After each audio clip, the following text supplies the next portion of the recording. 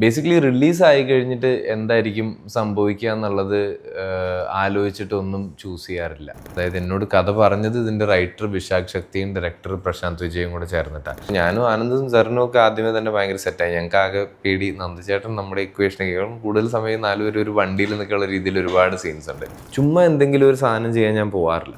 പറയുന്നവരൊക്കെ എന്ത് വലിയ മണ്ടന്മാരാണെന്നുള്ളത് മാത്രമേ തോന്നിയിട്ടുള്ളൂ. ചിരിയാണ് വന്നത്. ഫസ്റ്റ് ലവ് ഒക്കെ ഭയങ്കര ഇതിന്ന് ഏതായിരുന്നു ഫസ്റ്റ് ലവ് എന്നൊന്നും അറിയില്ല. പല സിനിമകളും ആൾക്കാർക്ക് ആ സിനിമകളുടെ എക്സിസ്റ്റൻസിനെ പറ്റി അറിയാം, പക്ഷെ കണ്ടിട്ടൊന്നുമില്ല. ഒരു സിനിമ കളഞ്ഞിട്ടൊരു നാടകം ചെയ്യുന്നത് ലോജിക്കലി പലപ്പോഴും അത് സെൻസ് ഉണ്ടാക്കില്ല. മാറിയിട്ടുണ്ട് ഡെഫിനറ്റ്ലി. ഇപ്പോൾ സിനിമയിലൊക്കെ അഭിനയിച്ച് തുടങ്ങുന്നതിന് മുമ്പ് സിനിമ കണ്ടുകൊണ്ടിരുന്ന പോലെയല്ല ഇപ്പോൾ സിനിമ കാണുന്നത്. കുറച്ചും കൂടെ കാണുന്ന സിനിമകളിൽ, ചെയ്യുന്ന സിനിമകളിലല്ല, കാണുന്ന സിനിമകളിൽ കുറച്ചും കൂടെ സെലക്റ്റീവ് ആയിട്ടുണ്ട്. എന്തോ നമ്മളറിയാതെ തന്നെ സബ് കോൺഷ്യസ്ലി ഇതിൽ നിന്ന് എന്ത് കിട്ടും എന്നൊക്കെയുള്ളൊരു ആറ്റിറ്റ്യൂഡ് എനിക്ക് വന്ന് കാണുമ്പോൾ വന്നിട്ടുണ്ട്. അപ്പോൾ ഭയങ്കരമായിട്ട് നമുക്ക് വർക്കാവുന്ന സിനിമകളാണ്. ഈ തോട്ട്സ് എല്ലാം മാറിപ്പോകും തന്നെ കണ്ടിരിക്കുമ്പോഴത്തേക്കിനും. വേറെ ഡിസ്ട്രാക്ഷൻസ് എല്ലാം മാറി ശരിക്കും ആ സിനിമയ്ക്കുള്ളിൽ വലിച്ചിടുന്നത് ഭയങ്കര നല്ല സിനിമകൾ മാത്രം. അപ്പോൾ ആ രീതിയിൽ വ്യൂയിങ്ങിലാണ് എനിക്ക് തോന്നുന്നത് ഏറ്റവും കൂടുതൽ ഡിഫറൻസ് ഞാൻ ഫീൽ ചെയ്തിട്ടുള്ളത്. അല്ലാതെ വർക്ക് ചെയ്യുന്നതിനകത്ത് ഇപ്പോൾ നമുക്ക് ഈ മീഡിയം ഭയങ്കര ഇഷ്ടമാണ്. അപ്പോൾ ഇതിൽ വർക്ക് ചെയ്തുകൊണ്ടിരിക്കുമ്പം ലൈക്ക് ബേബി സ്റ്റെപ്സ് ആണെങ്കിലും നമ്മൾ മുമ്പോട്ട് പോകും തോറും നമുക്ക് തോന്നും ഇനി മുമ്പോട്ട് അത്രയും അധികം ഡിസ്റ്റൻസ് കിടപ്പുണ്ട്, ഒരുപാട് കാര്യങ്ങൾ ഇനിയും ചെയ്യാനുണ്ട്, ഒരുപാട് കാര്യങ്ങൾ ഇനിയും പഠിക്കാനുണ്ട്. ആ കോൺസ്റ്റൻ്റ്ലി ആ തോട്ട് വന്നുകൊണ്ടിരിക്കും. ഭയങ്കര ഇൻസ്പയറിംഗ് ആണ് ആക്ച്വലി. ഇല്ല, ചൂസ് ചെയ്യുന്നത് ഇൻറ്റൻഷനലി അല്ല. എനിക്ക് എന്നെ എക്സൈറ്റ് ചെയ്യുന്ന സിനിമകളാണ് ഞാൻ ചൂസ് ചെയ്തിട്ടുള്ളത്. അതിപ്പോൾ പലതും പല റീസൺസിന് വേണ്ടിയിട്ടും കൂടിയാണ് ചൂസ് ചെയ്തിട്ടുള്ളത്. അപ്പോൾ അങ്ങനെ ഇത് ബേസിക്കലി റിലീസായി കഴിഞ്ഞിട്ട് എന്തായിരിക്കും സംഭവിക്കുക എന്നുള്ളത് ആലോചിച്ചിട്ടൊന്നും ചൂസ് ചെയ്യാറില്ല. എനിക്ക് ആ സിനിമ കേൾക്കുമ്പോഴോ അല്ലെങ്കിൽ ഞാൻ ഇനിഷ്യലി അതിൻ്റെ സ്ക്രിപ്റ്റ് വായിക്കുമ്പോഴോ എനിക്കെന്താ സംഭവിക്കുന്നത് അല്ലേ എന്നുള്ളത് ബേസ് ചെയ്തിട്ട് മാത്രമേ ചൂസ് ചെയ്തിട്ടുള്ളൂ. അപ്പോൾ അതിൽ ഈ പറഞ്ഞ പോലെ എനിക്ക് സ്വാഭാവികമായിട്ടൊരു സിനിമ ഇമോഷണലി വർക്ക് ആവണമല്ലോ ആൾക്കാർക്ക്. അത് ഏത് ഇമോഷൻ ആണെങ്കിലും അത് റിലേറ്റബിൾ ആവുക എന്ന് പറയുന്നത് അത് ഇമോഷണലി വർക്ക് ആവുന്നതിനാണ്. അപ്പോൾ അത് ഹിറ്റാവുന്ന സിനിമകളും ഇമോഷണലി ആൾക്കാരെ ഹുക്ക് ചെയ്യുന്ന സിനിമകൾ സെപ്പറേറ്റ് ആണെന്ന് ഞാൻ വിശ്വസിക്കുന്നില്ല. ഒരു സിനിമ ഹിറ്റ് ആവണമെങ്കിൽ അതിൻ്റെ ഭയങ്കര ബേസിക് ആയിട്ടുള്ളൊരു റിക്വയർമെൻ്റ് ആണ് അത് ഇമോഷണലി ആൾക്കാർക്ക് വർക്ക് ആവണം എന്നുള്ളത്.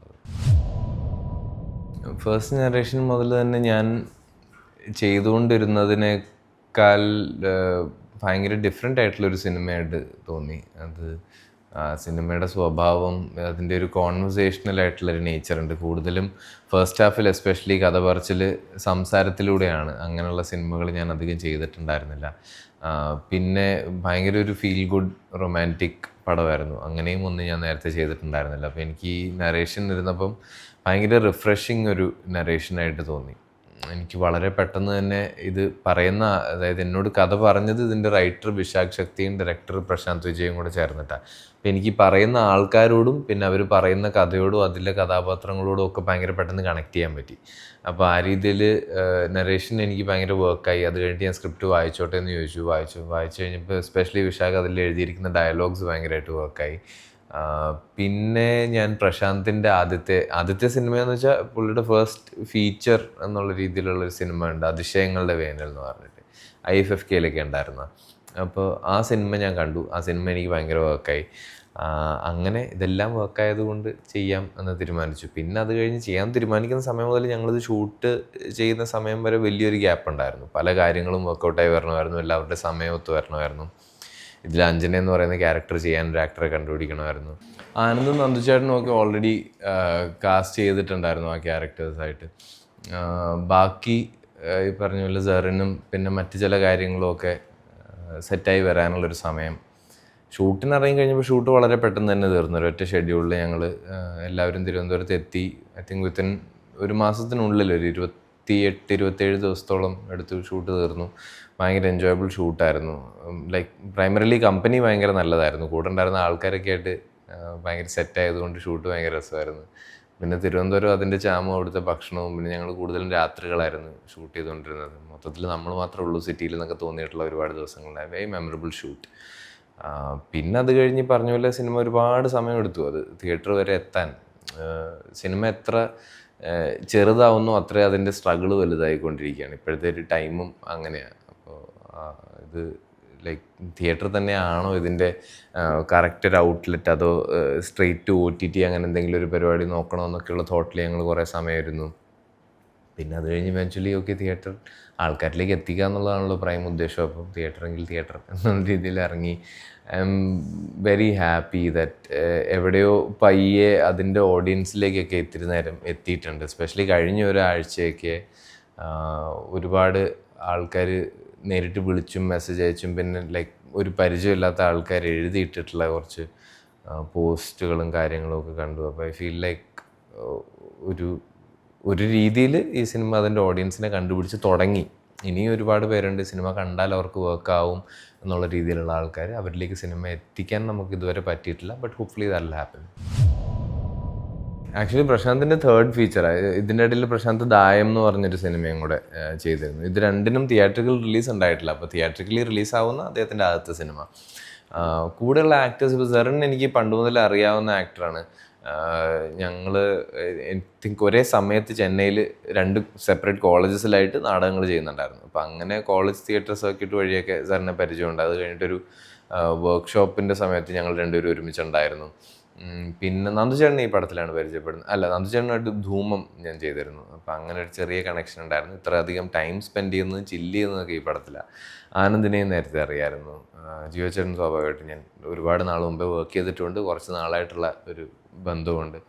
അപ്പം മൊത്തത്തിൽ was A group of friends. അങ്ങനെയാണ് ഒരു ഫീലിംഗ് ഉണ്ടായിരുന്നത്. ഞങ്ങളിപ്പോൾ ഞാനും ആനന്ദും സെറിനും ഒക്കെ ആദ്യമേ തന്നെ ഭയങ്കര സെറ്റായി. ഞങ്ങൾക്ക് ആകെ പേടി നന്ദുചേട്ടൻ നമ്മുടെ ഇക്വേഷനൊക്കെ കൂടുതൽ സമയം 4 പേര് ഒരു വണ്ടിയിൽ നിന്നൊക്കെയുള്ള രീതിയിൽ ഒരുപാട് സീൻസ് ഉണ്ട്. അപ്പം നന്ദുചേട്ടൻ സെറ്റാവുമോ അല്ലെങ്കിൽ നമ്മൾ പുള്ളിക്കൊരു ബുദ്ധിമുട്ടാവുമോ എന്നുള്ള രീതിയിലൊക്കെ ആലോചിച്ച് നന്ദുചേട്ടനായിരുന്നു ഏറ്റവും ചില്ല് ഷൂട്ട് തുടങ്ങി കഴിഞ്ഞപ്പോൾ.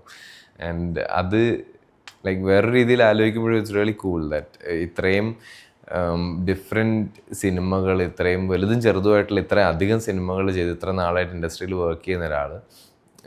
ഞാൻ നന്ദുചേട്ടൻ ഇത്തിരി നേരത്തിൽ ജോയിൻ ചെയ്തപ്പോൾ ആദ്യം നോട്ടീസ് ചെയ്ത ക്വാളിറ്റി ഈസ് ദാറ്റ് പുള്ളി അഡാപ്റ്റ് ചെയ്യും. ഈ സിനിമയ്ക്കും ഇന്നത്തെ ഷൂട്ടിനും ഇന്നത്തെ സീനിനും വേണ്ടി ഞാൻ അഡാപ്റ്റ് ചെയ്യുകയാണ്. അപ്പോൾ അല്ലാതെ എനിക്ക് നിർബന്ധങ്ങളൊന്നുമില്ല, ഇങ്ങനെയൊക്കെ ആയെങ്കിലേ എനിക്ക് അഭിനയിക്കാൻ പറ്റൂ, അങ്ങനത്തെ ഒരു പ്രശ്നങ്ങളോ ഒരു ഡിമാൻഡ്സ് ഒന്നും ഇല്ലാത്ത ഭയങ്കര കംഫർട്ടബിൾ ടു വർക്ക് വിത്ത്. അങ്ങനെ ബാക്കി എല്ലാവരും അങ്ങനെ ആയിരുന്നു. അത് ഞാൻ പ്രതീക്ഷിച്ചത് തന്നെയാണ്. നന്ദുചേട്ടനും കൂടെ അങ്ങനെ ആയപ്പോൾ മൊത്തത്തിൽ ഗ്രൂപ്പ് ഭയങ്കര എൻജോയബിളായി, കമ്പനി ഭയങ്കര എൻജോയബിളായി. ടാർഗറ്റഡ് ഓഡിയൻസിലേക്ക് എത്തുന്നില്ല എന്നല്ല, ഈ സിനിമയുടെ ഫുൾ പോസിബിൾ പൊട്ടൻഷ്യൽ അൺലോക്ക് ചെയ്യാനൊന്നും നമുക്ക് പറ്റിയിട്ടില്ല. അത് ബേസിക്കലി ഭയങ്കര റിലേറ്റബിൾ ആയിട്ടുള്ളൊരു സിനിമയാണ്. ഇത് ഡിസ്കസ് ചെയ്തു പോകുന്ന തീംസ്, അതിപ്പോൾ ഒരു പ്രണയമാണേലും അല്ലെങ്കിൽ ഇപ്പോൾ like nostalgia or just like wanting to connect with your past, കുറേ നാൾ മുമ്പ് നടന്നൊരു സംഭവത്തിലേക്ക് എനിക്ക് തിരിച്ചു പോകാൻ പറ്റിയിരുന്നെങ്കിൽ, ഈ തോട്ട്സൊക്കെ എല്ലാവർക്കും ഭയങ്കര ആക്സസിബിൾ ആയിട്ടുള്ള സാധനം, എല്ലാവർക്കും യൂണിവേഴ്സലി റിലേറ്റബിൾ ആണ് ആക്ച്വലി. അപ്പോൾ ഈ സിനിമയ്ക്കൊരു ടാർഗറ്റ് ഓഡിയൻസ് എന്ന് പറയുമ്പോൾ അതിനൊരു ഭയങ്കര ടൈറ്റ് ആയിട്ടുള്ള ഏജ് ബ്രാക്കറ്റ് ഒന്നും ഇല്ല. അപ്പോൾ ആ വലിയ ഓഡിയൻസ് പൂളിലേക്ക് നമുക്ക് ഈ സാധനം എത്തിക്കാൻ പറ്റിയിട്ടില്ല. എങ്കിലും the film has found it's audience. ഞാൻ നേരത്തെ പറഞ്ഞതുപോലെ ഇത് റിലീസായി കഴിഞ്ഞ് എസ്പെഷ്യലി സെക്കൻഡ് വീക്കിലൊക്കെ ആയിട്ട് ഒരുപാട് ആൾക്കാർ ലൈക്ക് ശരിക്കും നമ്മൾ പ്രൊമോട്ട് ചെയ്തത് കൊണ്ടൊന്നും അല്ല, അത് പ്രൊമോഷൻസൊക്കെ കുറവ് തന്നെയായിരുന്നു ഈ പടത്തിന്. പക്ഷേ people have found the film എങ്ങനെയൊക്കെയോ. ആൻഡ് ലൈക്ക് എനിക്ക് ആക്ച്വലി ഈ സിനിമയ്ക്കാണ് ഏറ്റവും അധികം ഇത് കാണണമെന്ന് താല്പര്യമുണ്ട് പക്ഷേ കാണാൻ പറ്റുന്നില്ല എന്ന് പറഞ്ഞിട്ടുള്ള മെസ്സേജസ് വരെ വന്നിട്ടുള്ളത്. അപ്പോൾ ഇനി ഒരുപാട് പേര് ബാക്കിയുണ്ട് ഇത് കാണാൻ. അല്ലാതെ തീർത്തും അതിൻ്റെ ഓഡിയൻസിലേക്ക് എത്തിയിട്ടില്ല എന്ന് ഞാൻ വിശ്വസിക്കുന്നില്ല. ഐ മീൻ ഈ അടുത്ത് ഇറങ്ങിയിട്ടുള്ള ഒരു 1-2 പ്രോജക്റ്റുകൾ ഞാൻ ബേസിക്കലി അത് അങ്ങനെ കമ്പയർ ചെയ്യാനും ബുദ്ധിമുട്ടാണ്. കാരണം ഞാനിപ്പോൾ ഇവിടുന്ന് മാറി നിന്ന് ഹിന്ദിയിലോ മറ്റേത് ഭാഷയിലോ ഒരു പ്രോജക്റ്റ് ചെയ്യാൻ തീരുമാനിക്കുന്നതിൻ്റെ ഒരു ബേസിക് ക്രൈറ്റീരിയ തന്നെ അതെനിക്കിവിടെ ചെയ്യാൻ ചാൻസ് കിട്ടാത്ത എന്തെങ്കിലും ഒരു സാധനമാവണം എന്നുള്ളതാണ്. അല്ലെങ്കിൽ എന്തിനാണ് പോകുന്നത് പുറത്തേക്ക്? ഞാൻ ലൈക്ക് ഇത് ഭയങ്കര ബ്യൂട്ടിഫുൾ ഇൻഡസ്ട്രിയാണ്, ഭയങ്കര ബ്യൂട്ടിഫുൾ സ്പേസാണ് വർക്ക് ചെയ്യാൻ. പിന്നെ നാട്ടിൽ തന്നെ നമ്മുടെ വീട്ടിൽ തന്നെ നിൽക്കാം. അപ്പോൾ ഐ ലൈക്ക് ദ ചേഞ്ച്. എനിക്ക് ഇടയ്ക്ക് പുറത്ത് എവിടെയെങ്കിലും പോയി വർക്ക് ചെയ്യാൻ ഇഷ്ടമാണ്. പക്ഷേ ചുമ്മാ എന്തെങ്കിലും ഒരു സാധനം ചെയ്യാൻ ഞാൻ പോകാറില്ല. അപ്പോൾ അത്രയും ഒരു അൺമിസ്സബിൾ ഓപ്പർച്യൂണിറ്റി എന്നൊക്കെ തോന്നുന്ന ഒരു പരിപാടിയാണെങ്കിൽ മാത്രമേ ഹിന്ദിയിലോ വേറെ ഏതെങ്കിലും ഭാഷയിലൊക്കെ പോയി വർക്ക് ചെയ്യുന്നതിനെ പറ്റി സീരിയസ് ആയിട്ട് ആലോചിക്കത്തുള്ളൂ. അപ്പോൾ ഓട്ടോമാറ്റിക്കലി ആ ചെയ്യുന്ന പ്രോജക്റ്റുകൾ ഇവിടെ ചെയ്യാൻ കിട്ടാത്തതോ ചെയ്യാൻ പറ്റാത്തതോ ആയിട്ടുള്ള സാധനമായിരിക്കും. അപ്പം അങ്ങനൊരു കമ്പാരിസൺ അതിലൊരു ലോജിക്ക് ഇല്ലാത്ത പോലെ തോന്നുന്നു. ഇല്ല, അതിന് മുമ്പോട്ട് സിനിമകളുണ്ട് എന്ന് നമ്മൾ മനസ്സിൽ ഉറപ്പിച്ചാൽ മാത്രമാണല്ലോ ആ കൺഫ്യൂഷൻ ഉണ്ടാവുക. ഞാൻ അങ്ങനെയൊന്നും വിചാരിച്ചിട്ടുണ്ടായിരുന്നില്ല. ചിലപ്പോൾ ഈ ഒരു സിനിമയെ ചെയ്യാൻ പറ്റുള്ളൂ എന്ന് വിചാരിച്ച് തന്നെ പുതിയ നിയമം ചെയ്യാൻ ഇറങ്ങിയത്. അത് തന്നെ വലിയ ഭാഗ്യം. അത് ഈ പറഞ്ഞ നമ്മൾ പ്രതീക്ഷിച്ചതല്ല, സിനിമയ്ക്കായിട്ട് ഇറങ്ങി നടന്നിരുന്ന ആളുമല്ല. ഒരു പോയിന്റിൽ പെട്ടെന്ന് ഇങ്ങനെ കുറേ കാര്യങ്ങൾ അലൈൻഡ് ആവുന്നു, കുറേ കാര്യങ്ങൾ വർക്കൗട്ട് ആവുന്നു. പിന്നെ മമ്മൂക്ക നയൻതാരയൊക്കെ ഉള്ളൊരു സിനിമയിലേക്ക് നമുക്ക് അഭിനയിക്കാൻ ഒരു ഓപ്പർച്യൂണിറ്റി കിട്ടുന്നു. പിന്നെ അപ്പം നിന്നുകൊണ്ട് അതിൻ്റെ അപ്പുറം ആലോചിക്കാനും മാത്രം ഫോഴ്സായിട്ടൊന്നും എനിക്കുണ്ടായിരുന്നില്ല. ഞാൻ okay, it's A great opportunity. നമ്മൾ കുഞ്ഞിലെ മുതൽ ഒരു ലെജൻഡ് എന്നുള്ള രീതിയിൽ കണ്ടിട്ടുള്ള ഒരു ആക്ടറുടെയൊക്കെ കൂടെ വർക്ക് ചെയ്യാൻ പറ്റുന്ന കുറച്ച് സീൻസൊക്കെ ഉണ്ട് ഒരുമിച്ച്. Why should I not do it എന്നേ ആലോചിച്ചുള്ളൂ. എൻ്റെ ചുറ്റുമുള്ള കുറച്ച് ആൾക്കാർ പറഞ്ഞായിരുന്നു ആ സമയത്ത് അത് വേണ്ട, പിന്നെ വില്ലൻ പരിപാടി മാത്രമായിരിക്കും. അപ്പം ഞാനിത് ആലോചിച്ച് ഇവരൊക്കെ എന്ത് കണ്ടിട്ടാണ് ഈ പറയുന്നത് എന്നുള്ളത്. എനിക്ക് കൺഫ്യൂഷനൊന്നും ഉണ്ടായിരുന്നില്ല. എനിക്ക് ഭയങ്കര സന്തോഷമുണ്ട്. ഈ കഴിഞ്ഞ കൊല്ലം എസ്പെഷ്യലി ഐ തിങ്ക് എല്ലാവരും ഈ കാര്യം എടുത്തു പറയുന്നുണ്ട്. കാരണം വിശാഖിൻ്റെ പടവും തൊമ്മയുടെ പടവും അരുണിൻ്റെ ഒക്കെ ഭയങ്കരമായിട്ട് വർക്കായി ഭയങ്കര പോപ്പുലർ ആയിട്ടുള്ള സക്സസ്ഫുൾ സിനിമകളായിരുന്നു. അപ്പോൾ പെട്ടെന്ന് എല്ലാവരും ഇത് സംസാരിക്കുന്നുണ്ട്. So I am very happy. കാരണം എല്ലാവരും ഭയങ്കര കൺസിസ്റ്റൻ്റ് ആയിട്ട് വർക്ക് ചെയ്തുകൊണ്ടിരിക്കുകയായിരുന്നു. അങ്ങനെ ആരും ഒരു പോയിന്റിൽ പോലും ലേസി ആയിട്ടുമില്ല, ഒരു പോയിന്റിൽ പോലും ആരും ഗിവ് അപ്പ് ചെയ്തിട്ടുമില്ല. ഭയങ്കര ബേസിക്കലി ആനന്ദം എന്ന് പറയുന്ന പടം ഷൂട്ട് ചെയ്ത് കഴിഞ്ഞപ്പം എല്ലാവർക്കും ഈ മീഡിയത്തിനോടും ഭയങ്കര ഇഷ്ടമായി. കൂടുതൽ അഭിനയിക്കണമെന്ന് ഭയങ്കരമായിട്ടുള്ള ആഗ്രഹവും ഡ്രൈവും ഒക്കെ ഉണ്ടായിരുന്നു. അത് കുറഞ്ഞിട്ടില്ല. ഇതിപ്പോൾ ഞങ്ങൾക്ക് ആർക്കും പല പല സമയങ്ങളിൽ സിനിമകൾ ഇല്ലാതിരുന്നപ്പോഴോ അല്ലെങ്കിൽ ചെയ്തിട്ടുള്ള സിനിമകൾ വർക്ക് ആവാതെ പോയപ്പോഴോ ഒന്നും ആ ഡ്രൈവ് കുറഞ്ഞിട്ടില്ല. കുറച്ച് നാളത്തേക്ക് ഡൗൺ ആവും, പിന്നെ അത് കഴിഞ്ഞ് everybody is gotten back and start working again. അപ്പോൾ അങ്ങനെ ആലോചിച്ച് നോക്കുമ്പം അതിനൊരു ചെറിയ പേ ഓഫ് എന്നുള്ള രീതിയിലൊക്കെ ഭയങ്കര സന്തോഷം തോന്നി. പിന്നെ ഇതിൻ്റെ പേരിൽ ഞങ്ങൾക്ക് എല്ലാവർക്കും ഒന്ന് റീകണക്ട് ചെയ്യാനും ഒക്കെ പറ്റി. ഒന്ന് രണ്ട് പറഞ്ഞാൽ ഞങ്ങൾ 4 പേരും കൂടി ഒരുമിച്ചിരുന്ന് ഇൻ്റർവ്യൂ ഒക്കെ കൊടുത്തു കുറേ നാൾ കൂടിയിട്ട്. പിന്നെ ആനന്ദം കഴിഞ്ഞിട്ട് ആദ്യമായിട്ട്. So that felt nice.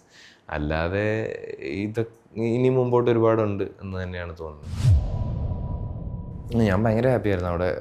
Basically കൂടെയുടെ ഒരു ഓഡിഷന് വേണ്ടിയിട്ടാണ് എന്നെ ആദ്യം വിളിക്കുന്നത്.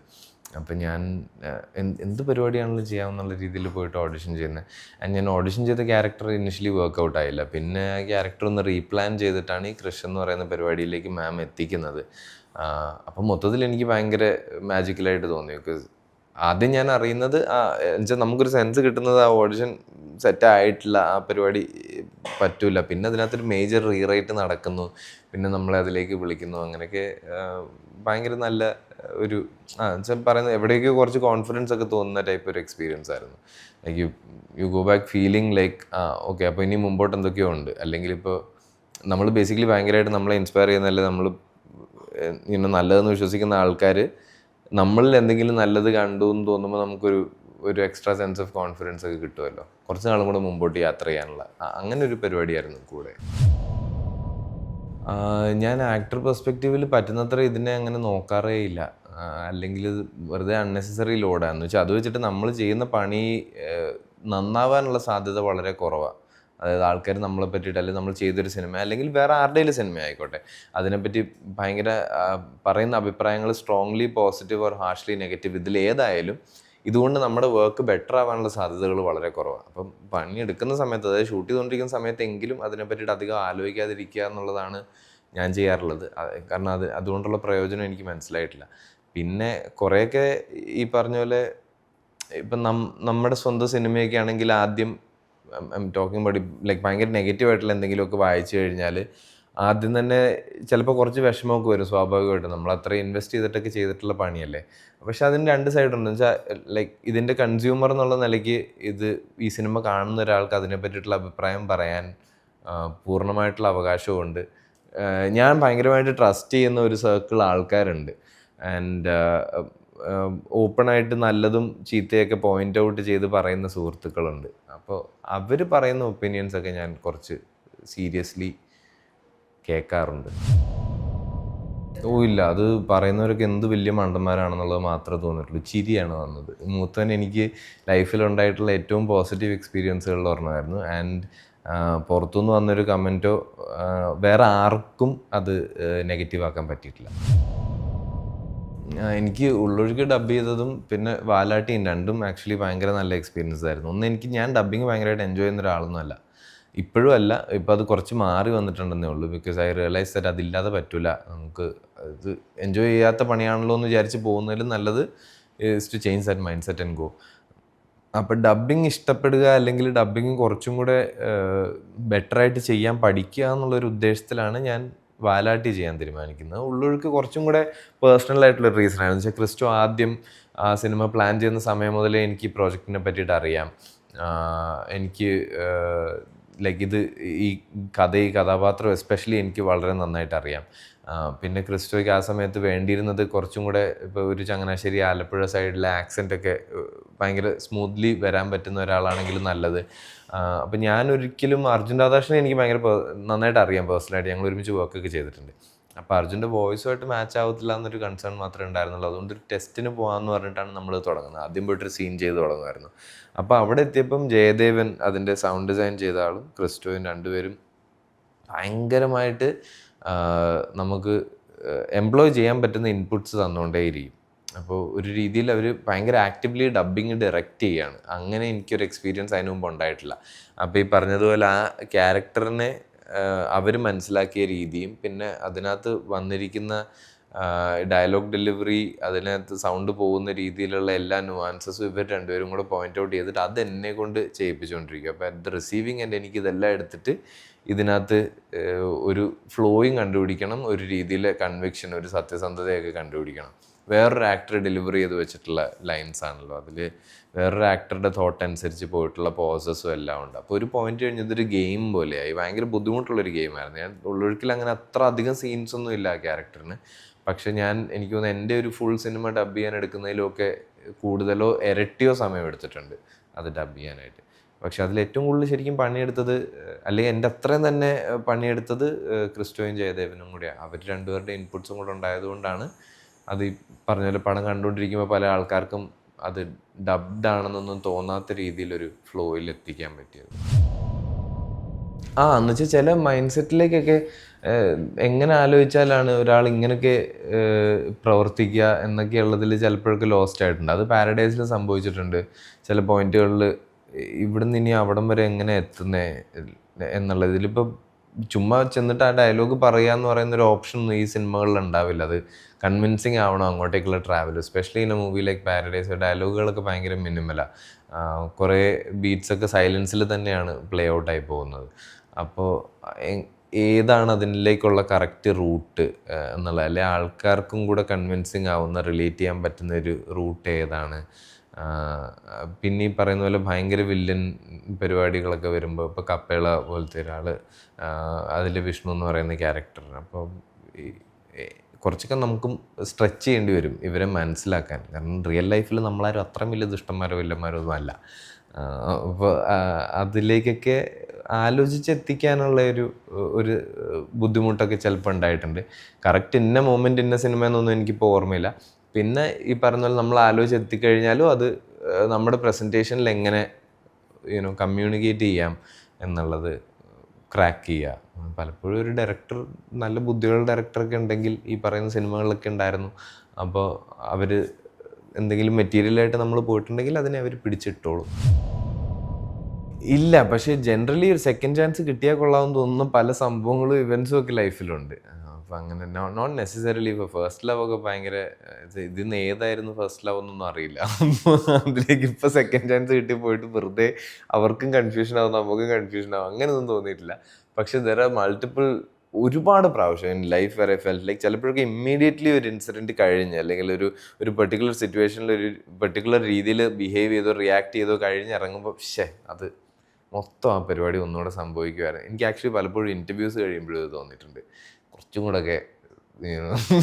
കൂടെയൊക്കെ ക്ലിയർ ആയിട്ട് കാര്യങ്ങൾ പറയായിരുന്നു, അല്ലെങ്കിൽ കുറച്ചും കൂടെ ഇപ്പം ഈ പറഞ്ഞ ആൻസർ ഉൾപ്പെടെ അപ്പം തിരിച്ചു പോയിട്ട് ഒന്നും മാറ്റി ചെയ്യാമായിരുന്നു എന്ന് തോന്നിയിട്ടുള്ള ഒരുപാട് എക്സ്പീരിയൻസസ് ഉണ്ടായിട്ടുണ്ട് ലൈഫിൽ. അപ്പം എനിക്ക് ഈ സ്ക്രിപ്റ്റിലും പിന്നെ എനിക്ക് തോന്നുന്നു ഈ സിനിമ കാണുമ്പോഴും എൻ്റെ ക്യൂരിയോസിറ്റി ഏറ്റവും അധികം എൻഗേജ് ചെയ്യിക്കുന്നത് ആ ആംഗിളാണ്. നമുക്ക് സംഭവിച്ചു പോയിരുന്ന ഒരു കാര്യത്തിലേക്ക്, അല്ലെങ്കിൽ into a phase of life ഇപ്പോൾ തിരിച്ചു പോകാൻ പറ്റിയ ഇപ്പോഴത്തെ ഇപ്പോൾ എനിക്കുള്ള ലൈഫ് എക്സ്പീരിയൻസും ഉണ്ടെന്ന് വിശ്വസിക്കുന്ന ബുദ്ധിയൊക്കെ വെച്ച് തിരിച്ചു പോകാൻ പറ്റിയാൽ ഞാൻ എങ്ങനെ റിയാക്ട് ചെയ്തേനെ. അനീഷ് ഭയങ്കര രസമായിട്ട് സംസാരിക്കും എന്നാണ് എനിക്ക് തോന്നിയിട്ടുള്ളത്. എന്ന് വെച്ചാൽ ഇതിനകത്ത് ബേസിക്കലി വിശാഖിൻ്റെ ഡയലോഗ് റൈറ്റിംഗ് ഭയങ്കര രസമാണ്. ചെറിയ വേർഡ് പ്ലേ, ചില യൂസേജസ്, അങ്ങനെ അനീഷിൻ്റെ വൊക്കാബുലറിയിലുള്ള കുറച്ച് വാക്കുകളും പിന്നെ അനീഷ് സംസാരിക്കുന്ന രീതി, അനീഷിൻ്റെ ഒരു ബ്രാൻഡ് ഓഫ് ഹ്യൂമർ, അതൊക്കെ കൊള്ളാം എന്ന് തോന്നിയിട്ടുണ്ട്. അത് അങ്ങനെ അങ്ങ് എടുത്ത് അഡാപ്റ്റ് ചെയ്യാനും പറ്റൂല, പക്ഷെ അത് കിട്ടിയിരുന്ന കൊള്ളായിരുന്നു. ഇഷ്ടം പോലെ. ഇന്നിപ്പോൾ ഏത് പറഞ്ഞു തുടങ്ങും? അത് നമുക്ക് എപ്പോഴും തോന്നുമല്ലോ, നമ്മൾ ചെയ്തു വെച്ചിട്ടുള്ള സാധനങ്ങളല്ലേ. അപ്പോൾ സ്വാഭാവികമായിട്ടും നമുക്ക് ആ സിനിമ ഇഷ്ടമായിരിക്കും, അത് വർക്ക് ചെയ്ത എക്സ്പീരിയൻസ് ഇഷ്ടമായിരിക്കും, ആ ചെയ്ത ക്യാരക്ടറിനോട് മോസ്റ്റ്ലി ഇഷ്ടം തന്നെ ആയിരിക്കും. ഒരുമാതിരി എല്ലാ ആക്ടേഴ്സിനും അങ്ങനെ തന്നെയാണ്. അപ്പം നമുക്ക് എപ്പോഴും തോന്നും, apart from A few which you feel like okay ഇത് എത്തി, എല്ലാവരും കണ്ടു ഈ സിനിമ. എനിക്ക് റോന്തിലൊക്കെ ഭയങ്കരമായിട്ട് ആ സന്തോഷമുണ്ട്. Ronth is a very special project for me. അപ്പോൾ എവിടെയെങ്കിലുമൊക്കെ പോകുമ്പോൾ ഒരു ഗ്രൂപ്പ് ഞാൻ നേരത്തെ കണ്ടിട്ടില്ലാത്ത ആൾക്കാരെയൊക്കെ കാണുമ്പോൾ എനിക്ക് ഇവരൊക്കെ റോന്ത് കണ്ടിട്ടുണ്ടാവും എന്നുള്ള ഒരു സന്തോഷമുണ്ട്. അതുപോലെ അങ്ങനെ അധികം ആൾക്കാരിലേക്ക് റീച്ച് ആയിട്ടില്ലാത്ത, അല്ലെങ്കിൽ പല സിനിമകളും ആൾക്കാർക്ക് ആ സിനിമകളുടെ എക്സിസ്റ്റൻസിനെ പറ്റി അറിയാം പക്ഷെ കണ്ടിട്ടൊന്നുമില്ല.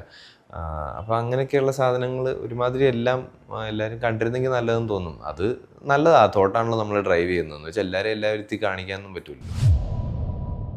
ഇല്ല, എനിക്കത് സ്വാഭാവികമായിട്ടും നമ്മളതിനകത്ത് ഭയങ്കര ഇമോഷണലി ഹെഫ്റ്റി ആയിട്ടുള്ള സീൻസ്, അല്ലെങ്കിൽ ഇവന് ഭയങ്കര വല്ലാത്തൊരു സിറ്റുവേഷനിലൊക്കെ ആയിട്ടുള്ള സീൻസ് ഷൂട്ട് ചെയ്യുമ്പം ആ ചെയ്തുകൊണ്ടിരിക്കുന്ന മൊമെൻറ്റിൽ നമുക്ക് അതിൻ്റെ ലോഡൊക്കെ ഫീൽ ചെയ്യും.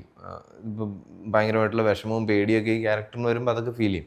പക്ഷെ അത് ആ മൊമെൻറ്റ് കഴിയുമ്പോൾ തന്നെ അത് മാറും. അല്ലാതെ ഞാൻ അങ്ങനെ ആ ഭാരം കണ്ടിന്യൂസ്ലി ചുമന്നുകൊണ്ട് നടക്കുന്ന ഒരു ആക്ടറൊന്നുമല്ല. ഈവൻ ഇൻ ബിറ്റ്വീൻ ടേക്സ് പോലും, ഇപ്പോൾ ഒരേ മൊമെൻറ്റ് തന്നെ ഷൂട്ട് ചെയ്യുന്നെങ്കിൽ ഇൻ ബിറ്റ്വീൻ ആ 2 ടേക്കിനിടയിൽ ഇപ്പോൾ ഷാഹിയുടെ അടുത്ത് പോയി കഴിഞ്ഞാൽ അത് വർക്കായോ ഇല്ല, ഓക്കെ അതിനകത്ത് വേറെ എന്താണ് വരുത്താൻ പറ്റുന്നത്, ഓക്കെ അല്ലെങ്കിൽ അത് നല്ലതാണെന്ന് പറഞ്ഞു കഴിഞ്ഞാൽ അതിൻ്റെ സന്തോഷം അതൊക്കെ ഫീൽ ചെയ്യുന്നത് നമ്മളായിട്ട് തന്നെ നിൽക്കുന്നതുകൊണ്ടാണല്ലോ. ഇവൻച്വലി എല്ലാ പോയിന്റിലും നമുക്ക് ഭയങ്കര ഇഷ്ടമുള്ള ഒരു ജോലിയായിട്ട് തന്നെയാണ് ചെയ്യുന്നത്. അല്ലാതെ മറ്റേ ഭയങ്കരമായിട്ട് ആ ക്യാരക്ടറായിട്ട് മാറി ഇതിൻ്റെ ഇടയിൽ അങ്ങനെ തന്നെ ജീവിക്കുന്ന ആ രീതിയിൽ മെത്തേഡ് പിടിക്കുന്ന ഒരു ആക്ടറൊന്നും അല്ല ഞാൻ. പൊതുവെ ഒരു മെത്തഡ് ആക്ടർ എന്നുള്ള ദുഷ്പേരുണ്ടെങ്കിലും അത്രയും മെത്തഡല്ല. അങ്ങനെ ഭയങ്കര ഈസിലി ബാലൻസ് ചെയ്ത് പോകാൻ പറ്റും. ആകെ വരുന്ന പ്രായോഗികമായിട്ട് ഏറ്റവും അധികം ഫീൽ ചെയ്യുന്ന ബുദ്ധിമുട്ട് ടൈം ലൈൻ മാനേജ് ചെയ്യുക എന്നുള്ളതാണ്. കാരണം സ്വാഭാവികമായിട്ട് സിനിമയുടെ സമയത്ത് നടക്കത്തുള്ളൂ, നമ്മുടെ സമയത്തല്ല നടക്കുന്നത്. ഇപ്പം എനിക്ക് ഇന്ന സമയം ഓക്കെ ആണെന്ന് പറഞ്ഞിട്ട് കാര്യമില്ല. ഷോട്ട് എടുക്കേണ്ട സമയത്ത് തന്നെ എടുക്കണം, ആ ഷൂട്ട് നടക്കേണ്ട സമയത്ത് തന്നെ നടക്കണം. അതിലൊരുപാട് ആൾക്കാരുടെ ഇൻവോൾവ്മെൻ്റ് ഉണ്ട്, എല്ലാവരുടെയും ഷെഡ്യൂൾസ് ഒത്തു വരണം. Theatre at the same time കുറേ സമയം ഡിമാൻഡ് ചെയ്യുന്ന ഒരു പരിപാടിയാണ്. പെട്ടെന്നൊരു 3-4 ദിവസം കിട്ടിയെന്ന് വിചാരിച്ച് നമുക്ക് പോയിട്ട് ചെയ്യാൻ പറ്റില്ല. അപ്പോൾ ഈ ഇത്രയും സമയം, പിന്നെ പൊതുവേ എനിക്ക് ചെയ്യാൻ താല്പര്യം കുറച്ച് വലിയ ഗ്രൂപ്പുകളുള്ള, അതായത് ഒരു ഓൺസോമ്പിൾ എന്നൊക്കെ തോന്നണം. വെച്ചാൽ എത്ര അധികം ആക്ടേഴ്സൊക്കെ ഉണ്ടോ അത്രയധികം എനിക്ക് സന്തോഷമാണ്. അപ്പോൾ നമ്മുടെ ഗ്രൂപ്പ് പറ്റുന്നത്രയും വലുതായിരിക്കണം എന്നുള്ളത് എൻ്റെ കൂട്ടുകാരൊക്കെ എപ്പോഴും പറഞ്ഞ് കളിയാക്കുന്നതാണ്. ചെറിയ നാടകം എന്ന് പറഞ്ഞ് തുടങ്ങിയിട്ട് 14 ആക്ടേഴ്സാണ്, 16 പേരാണ് മൊത്തം. എല്ലാവർക്കും കൂടി ഫുഡ് ഓർഡർ ചെയ്യാൻ നേരം 35 പേരായി. പക്ഷേ വലിയൊരു ഗ്രൂപ്പായാലും എനിക്കതിലൊരു ഓളം ഫീൽ ചെയ്യത്തുള്ളൂ. അപ്പോൾ അവിടെയും അപ്പോൾ ഇതേ പ്രശ്നം വരും. ഇത്രയും ഡ്യൂറേഷനിലേക്ക് എല്ലാവരും അവൈലബിൾ ആവണം. പക്ഷേ സ്വാഭാവികമായിട്ട് സിനിമയും നാടകവും തമ്മിൽ ക്ലാഷായ സിനിമ പ്രയോറിറ്റൈസ് ചെയ്യേണ്ടി വരും. ലൈക്ക് കുറേയും കൂടെ നമ്മളെ ഫിനാൻഷ്യലി സപ്പോർട്ട് ചെയ്യുന്നത് സിനിമയാണ്. പിന്നെ സിനിമ ചെയ്യാൻ വേണ്ടി തന്നെ വന്നവരാണ് ഒരുപാട് പേരും, കൊച്ചിയിലുള്ള ആക്ടേഴ്സ് ഒത്തിരി പേര്. അപ്പോൾ ദേ നോ ദാറ്റ് നാടകം ചെയ്തു കഴിഞ്ഞാൽ അതിൻ്റേതായിട്ടുള്ള ബെനിഫിറ്റ് ഉണ്ട്. പക്ഷെ ഒരു സിനിമ കളഞ്ഞിട്ടൊരു നാടകം ചെയ്യുന്നത് ലോജിക്കലി പലപ്പോഴും അത് സെൻസ് ഉണ്ടാക്കില്ല. അപ്പോൾ ഈ ടൈം ലൈൻ കോൺഫ്ലിക്റ്റ് ആണ് ശരിക്കും ഏറ്റവും വലിയ ബുദ്ധിമുട്ട്. അത് സോർട്ടായി കിട്ടിക്കഴിഞ്ഞാൽ വേറെ ബുദ്ധിമുട്ടുകളൊന്നും കാര്യമായിട്ടില്ല എന്ന് തന്നെയാണ് എനിക്ക് തോന്നിയിട്ടുള്ളത്. ഇപ്പോൾ പൈസയൊക്കെ എവിടെന്നെങ്കിലുമൊക്കെ സെറ്റപ്പ് ചെയ്യേണ്ടി വരും, എന്തെങ്കിലും ചെയ്യണമെങ്കിൽ ലൈഫിൽ എന്തായാലും അത് സെറ്റ് ചെയ്യേണ്ടി വരും. പക്ഷേ തിയേറ്റേഴ്സ് ഇറ്റ്സ് ഫ്രൂഗൽ, അത് പോസിബിളാണ്. എത്ര ഉണ്ടോ നമ്മുടെ കയ്യിൽ അത്രയും വെച്ചിട്ട് നാടകം ചെയ്യാനൊക്കെ പറ്റും. പ്രത്യേകിച്ചും കൊച്ചി പോലത്തെ ഒരു സ്ഥലത്ത് അതിനുള്ള അവന്യൂസ് ഉണ്ട്, ഫെസിലിറ്റീസ് എല്ലാം ഉണ്ട്. ഒന്ന് മെനക്കെട്ട് കഴിഞ്ഞാൽ എല്ലാവർക്കും ചെയ്യാൻ പറ്റും. മെനക്കെടണം എന്നുള്ളതാണ്. അപ്പോൾ കൂടെ നിന്ന് മെനക്കെടാൻ നമ്മളെ ഇൻസ്പയർ ചെയ്യിക്കുന്ന ഒരു ഗ്രൂപ്പൊക്കെ ഉണ്ടെങ്കിൽ അത് കുറച്ചുകൂടെ എളുപ്പമാണ്. ഞാൻ അതുകൊണ്ടാണ് വലിയ ഗ്രൂപ്പുകളുടെ കൂടെ വർക്ക് ചെയ്യുന്നത്. വലിയ ഗ്രൂപ്പ് എന്ന് വെച്ചാൽ അങ്ങനെയല്ല, എണ്ണത്തിൽ വലിയ ഗ്രൂപ്പ്. ഡയറക്ഷൻ എന്ന് പറയുമ്പോൾ ഇവരെല്ലാവരും കൂടെ ആക്ച്വലി വീണ്ടും എന്നെ ഡയറക്ടർ ആക്കിയതൊക്കെ തന്നെയാണ്. പിന്നെ ലൈക്ക് ഒരു ക്രെഡിറ്റ് എന്നുള്ള പേരിൽ അങ്ങനെ അവിടെ ഞാൻ കിടക്കുന്നതേ ഉള്ളൂ. പക്ഷേ ആക്ച്വലി ആ ഗ്രൂപ്പിലുള്ള എല്ലാവരും കൂടെ ചേർന്നിട്ട് ബിൽഡ് ചെയ്തതാണ് ഈ പ്ലേ. അപ്പോൾ എല്ലാ സമയത്തും പുറത്ത് ആരെങ്കിലും ഒരാൾ നിന്നത് മൊത്തത്തിലൊന്ന് കണ്ടിട്ട് എല്ലാത്തിനെയും ഒരു യൂണിഫൈഡ് വിഷനിലേക്ക് പിടിച്ചിടണം. നമ്മുടെ നാടകത്തിൻ്റെ ലാംഗ്വേജ് ഇതാണ്, അല്ലെങ്കിൽ ഇവിടെ അതാണ് വർക്ക്, ഇതല്ല, അല്ലെങ്കിൽ ഈ മൊമെൻറ്റ് വർക്ക് ആവുന്നില്ല, നമുക്ക് അതിലൊന്ന് പണിയെടുക്കാം, ഇത് കൊള്ളാം, ഇതിൽ തുടരണ്ട, ഇങ്ങനത്തെ ഡിസിഷൻസ് എടുക്കാനായിട്ട് ഒരാൾ പുറത്ത് വേണം. അത് മാത്രമേ ഞാൻ ചെയ്തിട്ടുള്ളൂ. ബാക്കി ഗ്രൂപ്പിലെ എല്ലാവരും കൂടി ഒരുമിച്ച് തന്നെയാണ് ഉണ്ടാക്കിയത്. പിന്നെ റൈറ്റിങ്ങിനെ പറ്റിയും അത് തന്നെ ആക്ച്വലി പറയാനുള്ളത്. ഇതിൻ്റെ ഒരു സീഡ് ഐഡിയ എൻ്റെ ആയിരുന്നു. അത് ഞാൻ ആദ്യം ഒരു 5 ഫ്രണ്ട്സിനോട് പിച്ച് ചെയ്തു. പിന്നെ അത് കഴിഞ്ഞിട്ട് ഒരു 10-14 പേരെ വെച്ചിട്ടൊരു വർക്ക്ഷോപ്പ് ചെയ്തു. അതിൽ നിന്ന് 10 ആക്ടേഴ്സിനെ സെലക്ട് ചെയ്തു. പാരലലി ഞാൻ ഫ്രാൻസിസിൻ്റെ ശ്രുതിയുടെ അടുത്ത് ഇത് പോയി പറഞ്ഞു. എൻ്റെ 2 ക്ലോസ് ഫ്രണ്ട്സാണ്, ദേ ബോത്ത് റൈറ്റേഴ്സ്. അപ്പോൾ അവർ സെപ്പറേറ്റ് ആയിരുന്നു റിഹേഴ്സൽ പ്രോസസ്സ് ചെയ്യുന്നത്. ഈ 2 സൈഡിലായിട്ടാണ് ഇതിൻ്റെ റൈറ്റിംഗ് നടക്കുന്നത്. അപ്പോൾ ഇവിടെ ഞങ്ങളെല്ലാവരും കൂടെ ഉള്ളൊരു ഐഡിയേഷൻ പരിപാടി, അല്ലെ പല സീൻസ് ട്രൈ ഔട്ട് ചെയ്ത് നോക്കും. അതിൽ പല സീൻസും തന്നെ എഴുതി വരും. ഇപ്പുറത്ത് ഫ്രാൻസിസും ശ്രുതിയും എഴുതാനായിട്ട് തന്നെ ഇരുന്ന് എഴുതുന്നുണ്ട്. ഇത് രണ്ടും കൂടെ കമ്പൈൻ ചെയ്ത് ഇതിൻ്റെ ബെസ്റ്റ് പോസിബിൾ ഔട്ട്പുട്ടാണ് ഇപ്പോൾ നാടകമായിട്ട് വെച്ചിട്ടുള്ളത്. അപ്പോൾ ഈ നാടകത്തിൽ ഇപ്പോൾ ഞങ്ങൾ 3 പേർക്കും റൈറ്റിംഗ് ക്രെഡിറ്റ് ഉള്ളെങ്കിലും ഈ 10 ആക്ടേഴ്സും ഇതിനകത്ത് അത്രയും തന്നെ ആക്ച്വലി കോൺട്രിബ്യൂട്ട് ചെയ്തിട്ടുണ്ട്. ഇൻഫാക്ട് ഇതിലെ ക്യാരക്ടേഴ്സിൻ്റെ എല്ലാം പേരുകൾ ഡിസൈഡ് ചെയ്തത് ശാന്തിയ. പല ഇമ്പോർട്ടൻറ്റ് പ്ലോട്ട് പോയിൻറ്റ്സ് വന്നിട്ടുള്ളത് ഈ ഗ്രൂപ്പിൽ നിന്നുള്ള ആൾക്കാരുടെ സൈഡിൽ നിന്നാണ്. അപ്പോൾ അങ്ങനെ ക്രെഡിറ്റ് എടുത്ത് സംസാരിക്കാൻ പോയി കഴിഞ്ഞാൽ എല്ലാവർക്കും എല്ലാ ക്രെഡിറ്റും കൊടുക്കണം. ചത്തപ്പച്ച എന്താണെന്നൊക്കെ ഉള്ളത് ഇപ്പോൾ ആ കണ്ടിട്ടുള്ള ഗ്ലിംസിൽ നിന്ന് കിട്ടിയിട്ടുള്ള ഐഡിയ അങ്ങനെ തന്നെ നിൽക്കട്ടെ. അത് ഫോർ വൺസ് ഞാൻ വർക്ക് ചെയ്യുന്നൊരു സിനിമയിൽ ഭയങ്കര ആക്റ്റീവായിട്ടും ഭയങ്കര ക്രിയേറ്റീവായിട്ടും വർക്ക് ചെയ്യുന്ന ഒരു മാർക്കറ്റിംഗ് ടീമും ഒരു പ്രൊമോഷൻ സ്ട്രാറ്റജിയൊക്കെ ഉണ്ട്. അപ്പോൾ അതിനെല്ലാം കുളമാക്കിക്കൊണ്ട് ഞാൻ കയറിയിട്ട് ഇതാണ് ചത്തപ്പച്ച എന്ന് പറഞ്ഞ് ഞാനൊന്നും പറയുന്നില്ല. ആ ടീസറിൽ കണ്ട ഇമേജ് അവിടെ നിൽക്കട്ടെ. എനിക്ക് തോന്നുന്നത് ഭയങ്കര ക്വർക്കി ആയിട്ടുള്ളൊരു ഫൺ പരിപാടിയാണ്. അപ്പോൾ ഒരു ആക്ഷൻ കോമഡി എന്നൊക്കെയുള്ള രീതിയിലാണ് എൻ്റെ മനസ്സിലിത് വർക്കൗട്ട് ആവുന്നത്. ക്യാരക്ടേഴ്സൊക്കെ ഭയങ്കര രസമുള്ള എൻ്റർടൈനിങ് ആയിട്ടുള്ള ക്യാരക്ടേഴ്സാണ്. And so are the events I think. പിന്നെ മൊത്തത്തിൽ ഇതൊക്കെ തന്നെ ഒരു റെസ്ലിംഗ് പരിപാടി സെറ്റ് ചെയ്യാൻ നോക്കുന്ന കുറച്ച് പിള്ളേർ. അപ്പോൾ അവരുടെ ഒരു ജേണിയാണ് പടം. പക്ഷേ I think it will be more about the experience. ആ cinema will be unique, will be original, will be different, and it will gift an experience. എന്നുവെച്ചാൽ അവിടെ കുറേയും കൂടെ man power, resources and facilities ഉണ്ടെന്ന് തോന്നുന്നു അറ്റ് ദ ഡിസ്പോസൽ. ഇവിടുത്തെയും വലിയ സിനിമകൾക്കുണ്ട്, ഇവിടെ ഇല്ലാത്തതോ നമ്മൾ കണ്ടിട്ടില്ലാത്തതായിട്ടൊന്നും അല്ല. പക്ഷേ അത് കുറച്ചും കൂടെ എല്ലാ സിനിമകളിലും അല്ലെ എല്ലാ പ്രോജക്റ്റുകളിലും ആക്സസിബിൾ ആയിരിക്കും. It will be there at the disposal. അപ്പോൾ അതുകൊണ്ട് തന്നെ they have the time to, ഈ പറഞ്ഞ പോലെ കുറേയും കൂടെ കാര്യങ്ങളൊക്കെ ഓർഗനൈസ്ഡ് ആയിരിക്കും, കുറേയും കൂടെ സ്ട്രീം ലൈൻഡ് ആയിട്ടായിരിക്കും പരിപാടി നടക്കുന്നത്. ഇവിടെ ഇപ്പം നമ്മൾ പല പരിപാടികളും ഇൻ്റർപേഴ്സണൽ കമ്മ്യൂണിക്കേഷനിൽ അങ്ങനെ പോകും. നമ്മൾ നിന്ന് ഒരു ആവശ്യമുണ്ടെങ്കിൽ നേരിട്ട് ഇന്ന ആളെ വിളിച്ച് പറയുക, അല്ലെങ്കിൽ അത് അതിനായിട്ട് ഒരു റൂട്ട് ഉണ്ടാവും ചിലപ്പോൾ ഹിന്ദിയിലൊക്കെ ആണെങ്കിൽ. അല്ലാതെ ഇങ്ങനത്തെ പെറിഫറലായിട്ടുള്ള സാധനങ്ങളെല്ലാം മാറ്റിക്കഴിഞ്ഞാൽ ഇതിൻ്റെ കോറിൽ നടക്കുന്ന പ്രോസസ്സ് സെയിം തന്നെയാണ്. അത് കുറേയും കൂടി ഡയറക്ടർ ഡിപ്പെൻഡൻ്റാണ്. ഞാൻ വർക്ക് ചെയ്തിട്ടുള്ളത് ഈ പറയുന്ന പോലെ അനുരാഗ് സാറും ജസ്മീത് ആയാലും ഇപ്പോൾ ഉലജ് ചെയ്ത സുധാൻഷു സാരിയ എന്ന് പറയുന്ന ആൾക്കാരൊക്കെ അങ്ങനെ ഭയങ്കര കൺവെൻഷണൽ ഹിന്ദി മസാല ഡയറക്ടേഴ്സ് ഒന്നും അല്ല. അവരവിടുത്തെ അൺകൺവെൻഷണൽ ആൾക്കാരാണ്. അപ്പോൾ എനിക്ക് നമ്മുടെ കോർ പ്രോസസ്സിൽ ഇവിടുന്ന് അങ്ങോട്ട് പോകുമ്പോഴത്തേക്കിനും എനിക്ക് വലിയ വ്യത്യാസമൊന്നും തോന്നാറില്ല. ഇതിന് ചുറ്റുമുള്ള കാര്യങ്ങളിലാണ് വ്യത്യാസം തോന്നിയിട്ടുള്ളത്. നമ്മളോട് ചെന്ന് കഴിഞ്ഞാൽ ഭയങ്കര പെട്ടെന്ന് തന്നെ will be in A familiar space. അറിയാവുന്ന പണിയൊക്കെ തന്നെ ചെയ്യേണ്ടത്. എനിക്ക് വലിയ പിടിയില്ലായിരുന്നു എന്ത് ചെയ്യുമെന്നൊന്നും. നാടകം സ്വാഭാവികമായിട്ട് കണ്ടിന്യൂ ചെയ്തേനെ. പിന്നെ വേറെ എന്താ ചെയ്യാൻ ഇഷ്ടമെന്ന് ചോദിച്ചു കഴിഞ്ഞാൽ ഞാൻ എപ്പോഴും പറയുന്നത് മറ്റേ പറഞ്ഞ് മടുത്തിട്ടുള്ള ആൻസർ. പക്ഷെ എനിക്ക് വണ്ടി ഓടിക്കാൻ ഭയങ്കര ഇഷ്ടമാണ്. അപ്പോൾ അത് റിലേറ്റഡ് ആയിട്ടുള്ള എന്തെങ്കിലും ജോലിയൊക്കെ ചെയ്യായിരുന്നു. അല്ലാതെ എനിക്ക് വലിയ ധാരണയൊന്നുമില്ല. I was very clueless. ഒരു 10ാം ക്ലാസ് കഴിഞ്ഞപ്പോൾ മുതൽ എൻ്റെ അമ്മ എന്തെങ്കിലും ചെയ്യണമല്ലോ ലൈഫിൽ, എന്താണെന്നൊരു പിടിയില്ലല്ലോ എന്നുള്ള സ്പേസിലായിരുന്നു നാടകം കണ്ടെത്തുന്നവരെ. പിന്നെ അത് കിട്ടിയപ്പോൾ വേറെ ഒന്നും ഇല്ലല്ലോ, ഇത് കിട്ടിയില്ല എന്ന് വെച്ചാൽ ഫുൾ ഫോഴ്സിൽ അതിൻ്റെ പുറകെ പോയതാണ്. അല്ലാതെ വേറെ ഒന്നും ആലോചിച്ചിട്ടില്ല. വേറെ ഒരു ജോലി പോലും ഇപ്പം കണ്ടിട്ട് ഇത് maybe I would been good at this, എനിക്ക് നന്നായിട്ട് ചെയ്യുക അങ്ങനെ പോലും തോന്നിയിട്ടില്ല. ഒരു സാധനം ഇതേ ഉള്ളൂ.